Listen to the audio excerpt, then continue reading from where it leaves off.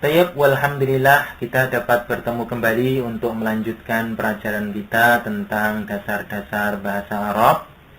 Dan perlu kami sampaikan bahwasanya pada pertemuan yang lampau, pada pertemuan-pertemuan kita telah membahas tentang pembagian isim ditinjau dari berbagai macam sisi. Sekarang kita akan memasuki pembahasan tentang fi'il.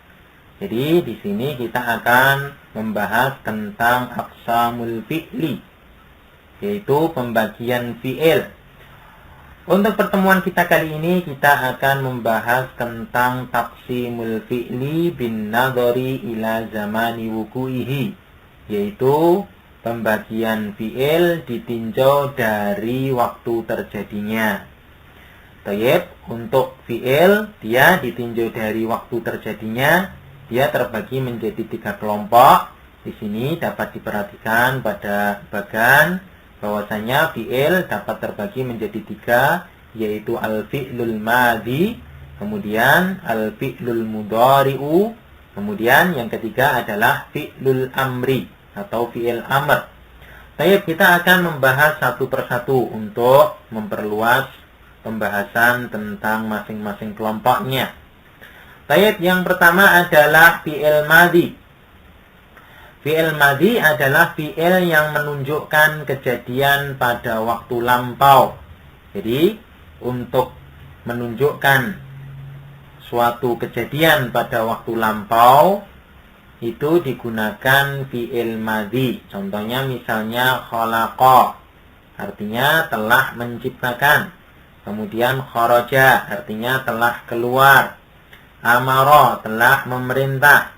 Kemudian akala, telah makan. Intinya bahwasanya fi'il madhi dia digunakan untuk menunjukkan kejadian pada waktu lampau. Baik. Kemudian kelompok yang kedua adalah fi'il mudhari. Apa itu fi'il mudhari? Di sini disebutkan fi'il mudhari adalah fi'il yang menunjukkan kejadian pada waktu sekarang atau akan datang. Mungkin ada pertanyaan, bagaimana untuk membedakan waktu sekarang atau waktu yang akan datang? Kan sama digunakan fi'il mudhari misalnya. Maka kita katakan bahwasannya kita melihat konteks dari suatu kalimat untuk mengetahui apakah digunakan pada waktu sekarang atau pada waktu yang akan datang. Baik, kemudian contohnya misalnya yahluku, artinya sedang atau akan mencipta. Kemudian yahruju, artinya sedang atau akan keluar.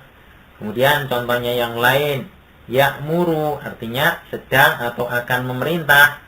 Dan kita sebutkan contoh lagi, ya'kulu, artinya sedang atau akan makan.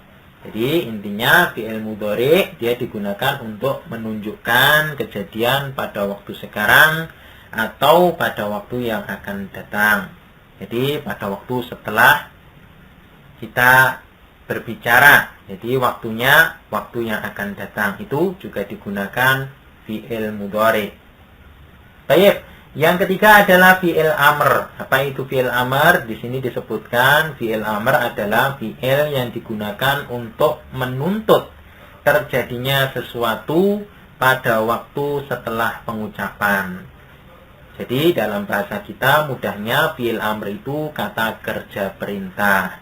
Mungkin ada pula yang bertanya, kenapa fi'il amr atau kata kerja perintah kok juga dimasukkan pembagian fi'il ditinjau dari waktu terjadinya? Maka kita katakan bahwasanya fi'il amr itu dia menunjukkan pada waktu yang akan datang setelah kita mengucapkan suatu perintah.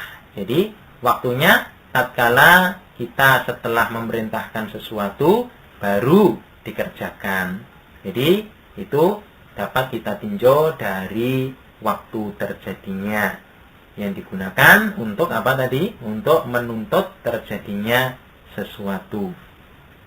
Baik, contohnya misalnya udkhul, artinya masuklah. Kemudian ukhruj, artinya keluarlah. Kemudian ijlis, artinya duduklah. Kemudian irfa, artinya angkatlah. Nah, fi'il-fi'il ini dia dikategorikan sebagai fi'il amr. Dia digunakan untuk menuntut terjadinya sesuatu.